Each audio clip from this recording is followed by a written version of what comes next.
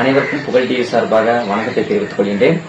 கடந்த 6 வருஷமா புகழ் டிவி சிறப்பாக செயல்பட்டு வந்த நிலையில் கடந்த 4/9/2025 அன்று புகழ் டிவி பேஸ்புக் இணையதள பக்கத்தில் சில மர்ம நபர்கள் ஹேக் செய்து சட்டத்திற்கு புறம்பாக ஆபாச புகைப்படம் வந்திருக்கின்றனர்.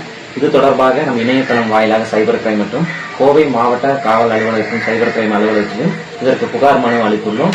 விரைவில் நடவடிக்கை எடுக்க கோரியும் இந்த பக்கத்தை முடக்க கோரியும் நம்ம கோரிக்கை விடுத்துள்ளோம். மேலும் இது தொடர்பாக மற்ற உயர் அதிகாரிகளிடம் பேசி வருகின்றோம். இந்த பக்கத்தை மீட்க முடியவில்லை. எனவே இனி வரும் காலங்களில் புகழ் செய்தி என்ற செய்தி மூலம் உங்களுக்கு விரைவில் செய்திகளை வழங்க இருக்கின்றோம்.